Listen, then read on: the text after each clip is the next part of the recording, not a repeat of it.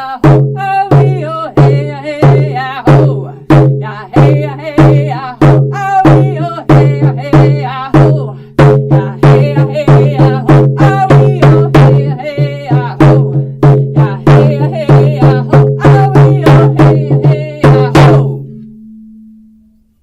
everyone, and welcome to another episode of the Shaman's Way podcast. This is our 15th episode, and what are we talking about today, Cricket? We are going to pick up on the podcast that we talked about medicine wheels. And so today we're going to chat about the fours and just give a brief overview of what we covered a little bit in the initial podcast on medicine wheels. How does that sound? Sounds perfect. Sounds good. So when we met the last time and we chatted about medicine wheels, we talked about the transitory nature of the wheel, that representation of non-time, so that betwixt and that between. We talked about how the medicine wheel has lifespans, and that can be a border, a portal between the worlds, even a border between the worlds. I guess that really was a good Freudian slip there for a moment. And we talked about light stones being the earth stones, being the bones, being the representation of that physical. And we talked about dark stones being the dark stars, the new moons, that, so we have the light and the dark, and the two halves of the whole, so to speak. I talked about the circle as wholeness, as a constant movement, and so that the circle really represents a change. I discussed fairly briefly the difference between a medicine wheel that's created in a ritual space, creating that transitory relationship with spirit.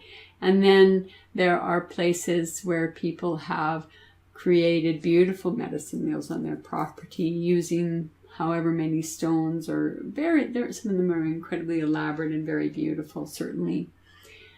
And we talked about the basic design of it, and we talked about the Creator Stone was the first stone that we talked about, and that was the stone of center. It was the chaos, and I had mentioned at that time that the chaos of creation, or the chaos of the center stone, we would pick up at another point in time.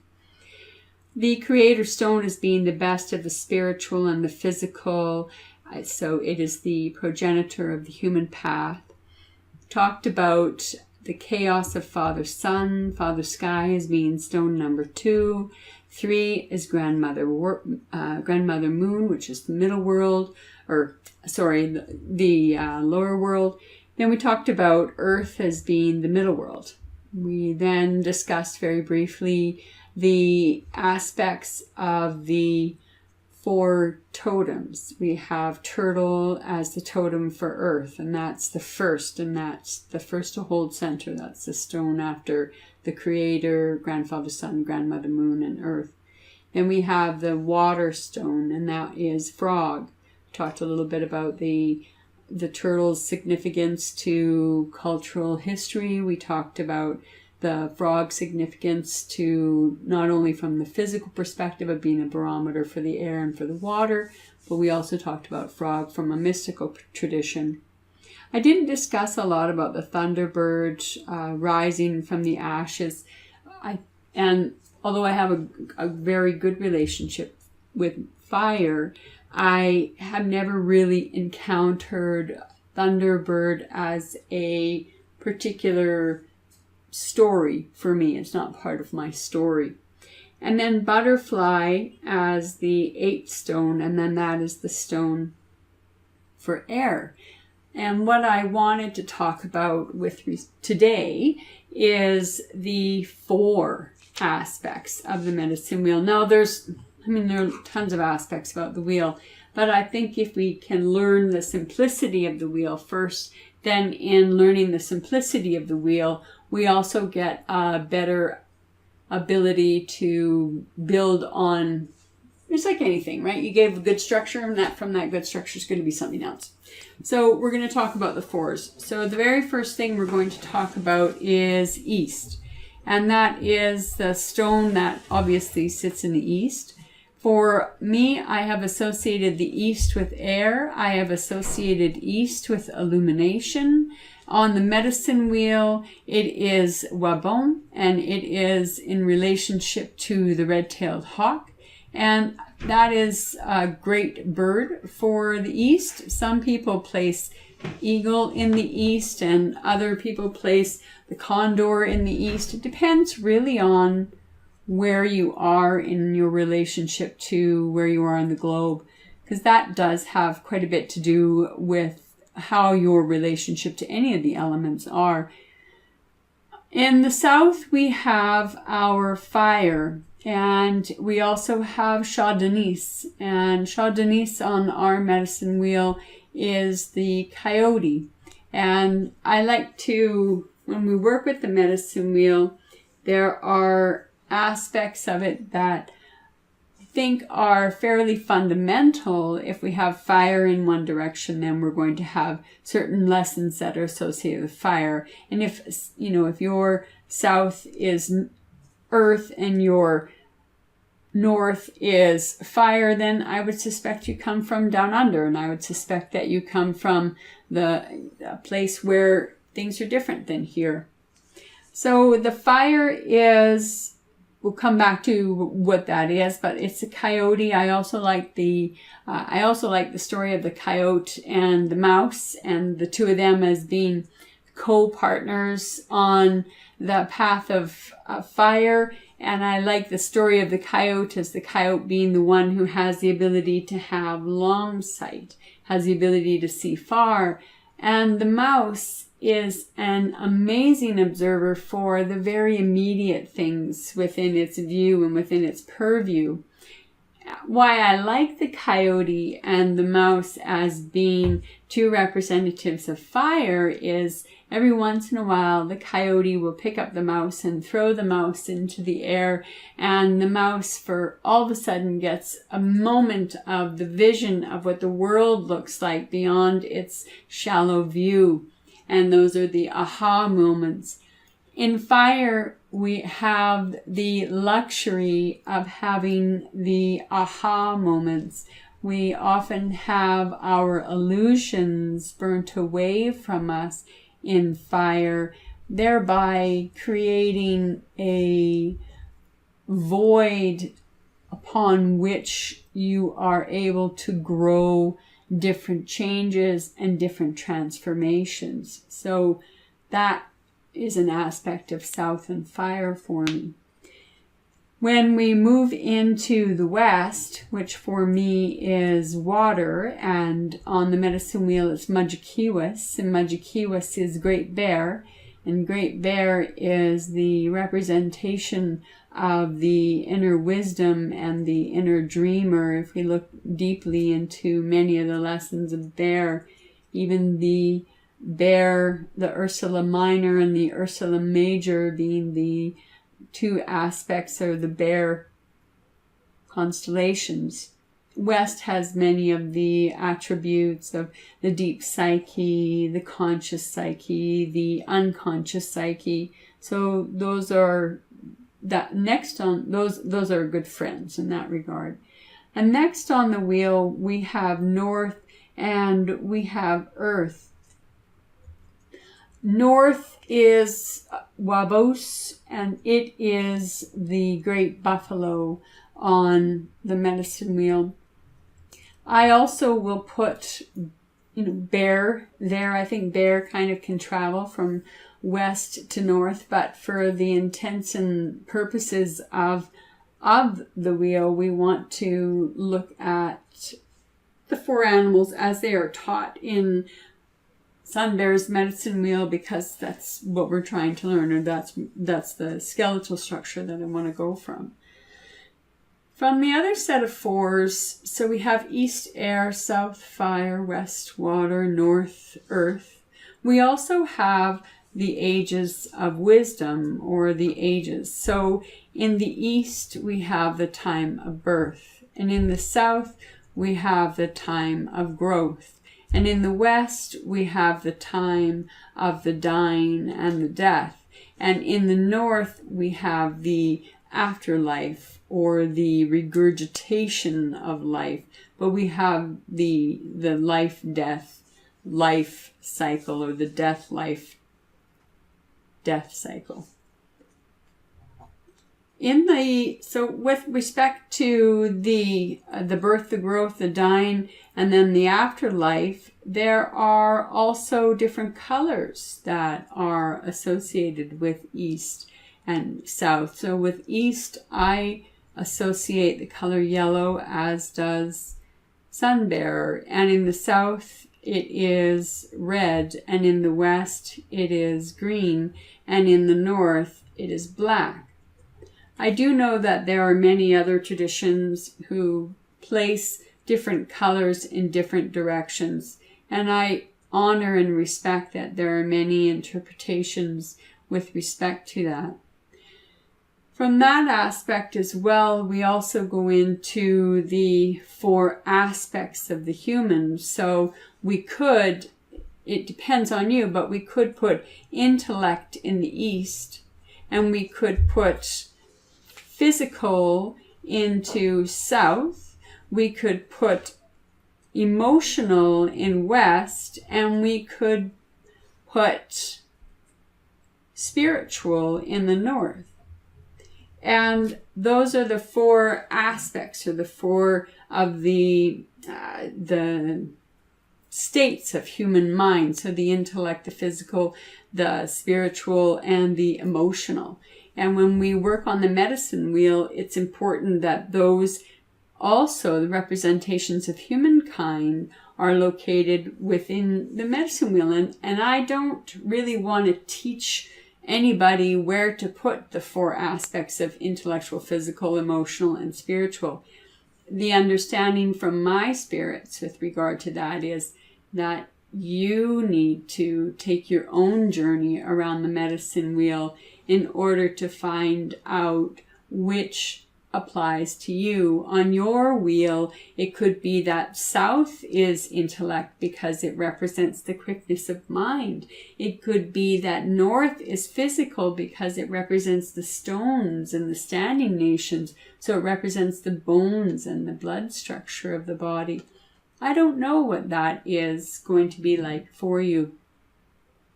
The other aspect of the 4s come along with many of the teachings of the elements. So with air, as I had spoke about before, we have illumination, but we also have relationships. And then when we move along the medicine wheel towards the South, we have definition and action. So we have the adolescence. So the consciousness is growing. Our ability to control our temper or to control our emotional relationship, that starts to come about for us. We also have the separation. So we're able to separate ourselves from our parents. We can go separate directions from our friends. We can take a separate path spiritually if it is truly within a person's ability to have a separation of spirit and family. And I recognize that there are individuals who don't have as much religious or spiritual freedom as I have. So I do want to honor that and not make little of that.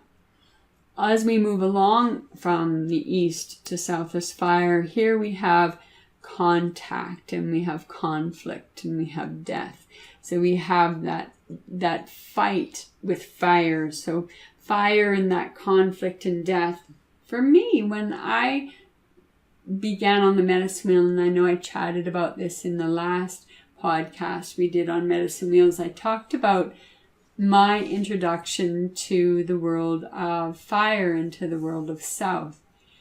My introduction into the place of the warrior is I'm not ashamed of that part of it. I really have come to really rely on the tactics, the strengths, the ability to see and size up my opponent. The South taught me more in regards to how to patiently await a fight and the one of the main warriors, or one of the primary spirits that has worked with me for years and years and years in the South, is Lion. And Lion has been the teacher of my warrior self. And Lion is the one who told me that it is only the most intelligent of warriors who make it to old age, and those who don't rush in any battle or any fight. Lion also told me to wait for the perfect moment, and that at times it is not merciful to jump in and rescue a soul from imminent death, but what is compassionate and what is the right thing to do is catch the soul as soon as the body has died, in order to ensure the soul does not live through severe trauma, which is also part of South.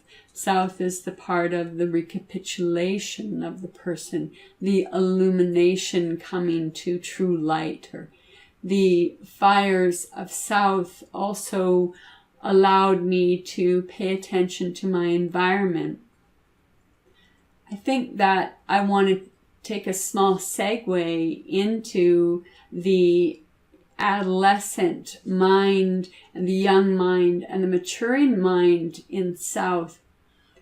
There are, I'm sure, one or more listeners who have come through a very difficult or challenging either childhood or choice of occupation, choice of vocation, which has created anxiety, stress, and perhaps a good deal of trauma. The ability to have the hyper-awareness that is ingrained in an individual who has survived trauma, the ability to take that into the spirit world has been a very valuable tool for me. If we can stay out of the flight or frozen aspect of startle or trauma, and we remain within the breath of calm and the breath of ready to fight. It sounds easy, but it's not. So the trauma brain and the effect of trauma really, in my experience, can be healed from a neuropsychological perspective, as well as from, I think, a neurological perspective. I believe that the ability to move in fire and move in the process of healing has a very effective tool for healing the brain, to see trauma as an opportunity to become a more wise self, a self that gathers more information from an environment because of the hyper-awareness, the ability to grow a better acuity of hearing, or grow a better acuity of vision, or become more physically adept in the spirit world than one might be in the physical world. All of these aspects of warrior training are available in the South, and the ability to take that and integrate it into the self has the ability to become a very rewarding practice. And I say practice because it takes practice and it takes desire and willingness to take the effects of trauma, integrate the effects of trauma, release from the body, the mind, the physical, the mental, the emotional, and the spiritual body aspects of the trauma, and allow the after effect of the trauma to actually become a strength. I think that in South we have that particular benefit to us. When we move with the West and move with water, move with Majikiwas, move with the inner dreamer.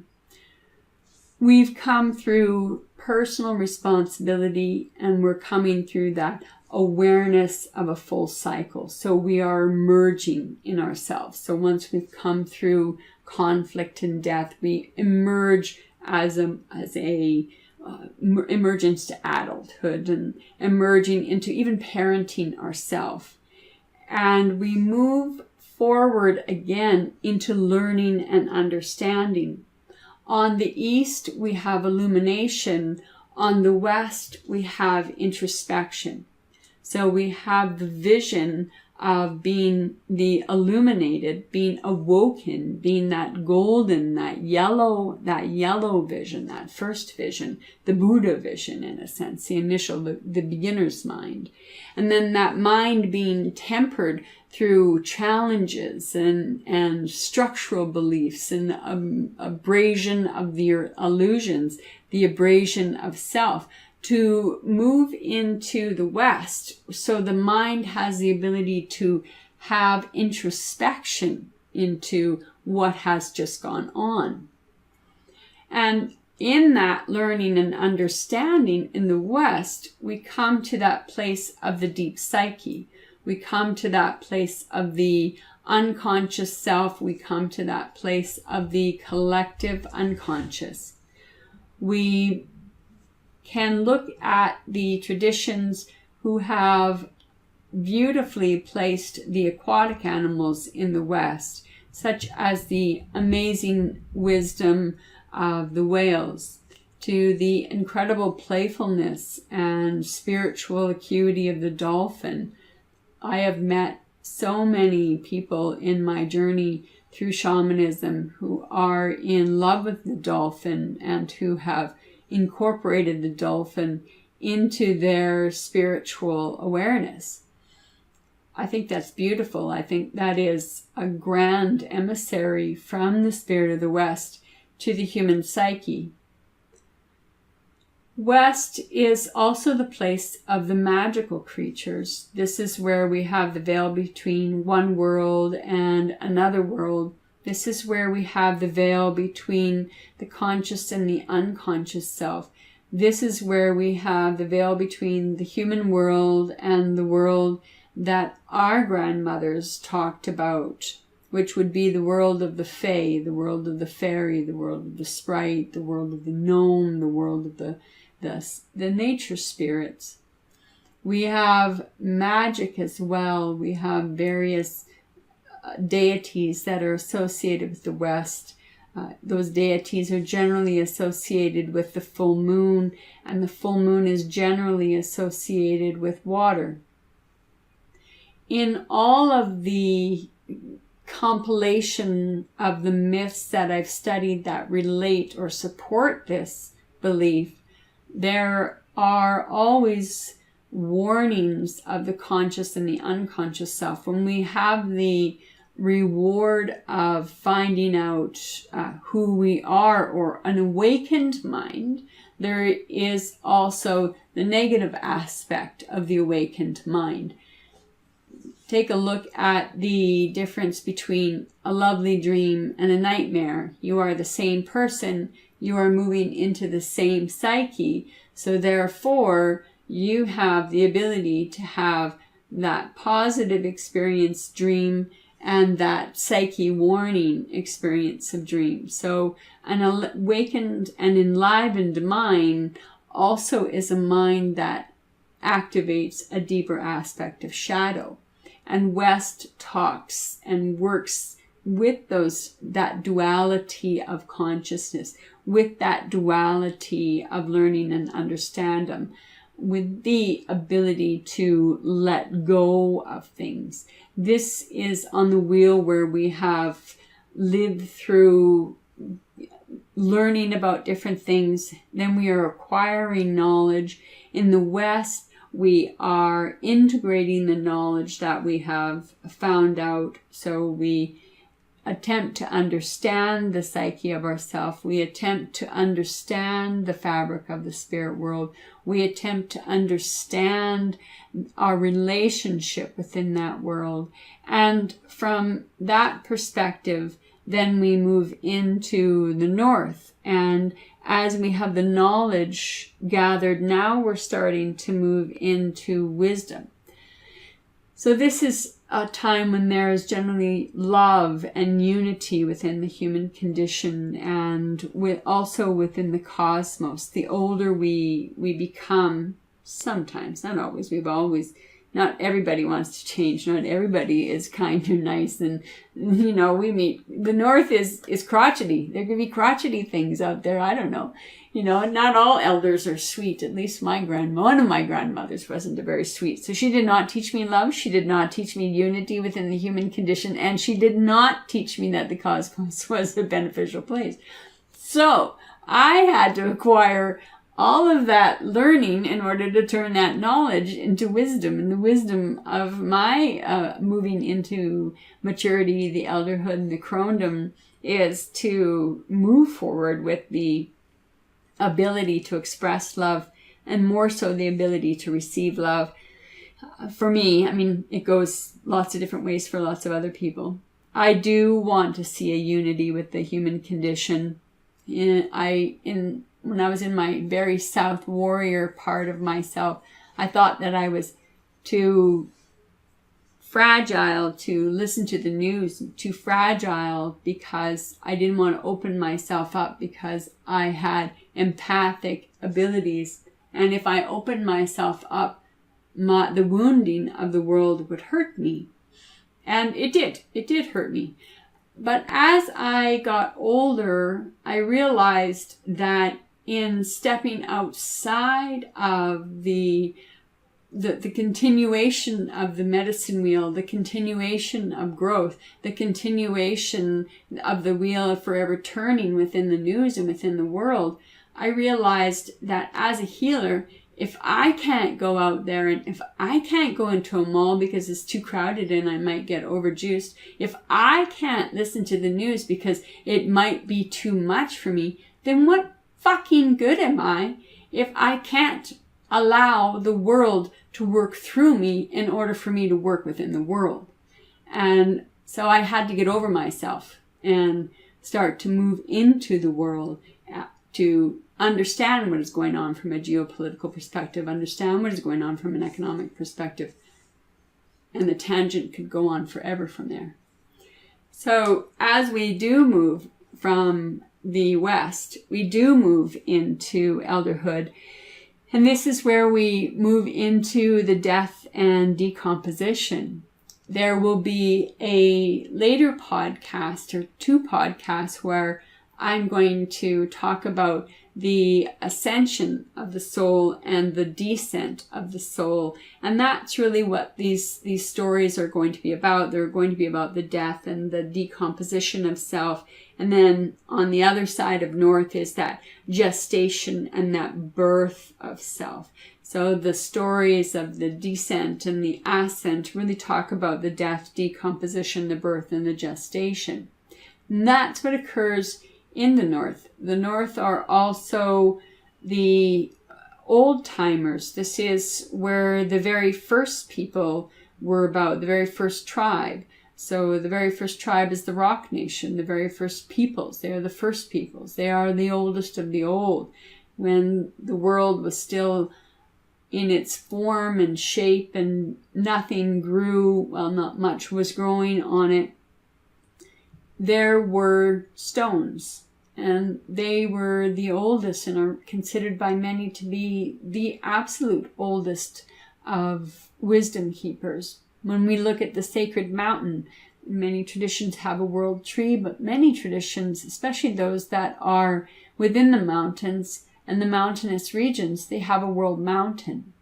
And then for the shamans who have traveled in some of those traditions, they don't have a world tree or a world mountain. They consider themselves to be the world tree and the world mountain. So here we've gone into that change of the physical reality to spiritual reality, all on the medicine wheel. I think that is probably a fairly good place to end with respect to the 4 directions and the 4 aspects. I think what I'd like to encourage individuals to do is, if they haven't gone to the section of our site that has the journeys to meet the 4 directions, I really would strongly encourage that you do that. I would strongly encourage that if you don't already have a relationship with the directions, that you create a relationship with the directions. For me to sit blindly to you, blindly because you cannot see me, and speak to you of my relationship of spirit, it would behoove you to have your own traditions and your own ideas and your own ability to relate to what I'm saying, or argue with what I'm saying, or totally disagree with what I'm saying. And the only way we can have honest discourse is if we come at it from not just equals, but compadres and people who want to share differences and opinions, whether it's over tea or a glass of wine or slamming beer kegs down on the table because you're so emphatically with your point that you have to do it physically. Whatever the case is, I strongly encourage you to create a relationship. That relationship becomes how you move through the spirit world. And you can listen to millions of people chatting. Well, because we live in an age where you can go through 350 websites in a month. I think that's the national average of websites hit per month is 352, which is astounding to me. Anyway, that's not the point of the story. The point of the story is I'm done talking about the 4s. I will continue in a series of medicine wheels. I strongly encourage you to create your own relationship. And I am, even though you can't see it, I'm smiling, and I want to thank you for your patience, your kind attention, and share any comments, thoughts, or ideas that you may have about this, and let's get a discussion rolling. Back to you, my friend Doug. Very cool. One quick question for you. You talk about the different directions and the different animals that are associated with them, and we kind of place, say, bear in the west or buffalo in the north. Mm-hmm. What is the difference between the animal that you place in the north on the medicine wheel and encountering other animals in the north or in the west? I think that's a fantastic question. I think that there's a difference. Here is the difference for me with respect to totems and power animals. And when we have an overcast system where we have a skeletal structure system, such as we have with the 8 stones in the medicine wheel, and we have the 4 animals that are holding the direction of the medicine wheel, those are the beings that have transcended from heaven down into the middle world, into the physical world, to hold that sacred space. If your spirits would like you to work with an animal different from that in the spirit world or in this world, then by all means, that's your power animal, that's your friend, that's the spirit that teaches you. So the difference between the totemic beings and the power animal beings are, the totemic beings are the beings that have birthed humankind, have an actual creation myth or creation story that attaches them to an aspect of our growth and attention. Does that make sense? Yep, makes perfect sense. Thank you. Excellent. All right, I think that wraps up another episode. Wraps it up. Fantastic. Thank you everyone again for listening. We certainly appreciate it if you can head over to iTunes or to whichever podcaster you're listening to us on and give us a rating and leave a comment. We do love receiving those. And otherwise, we will look forward to chatting with you in a couple weeks' time.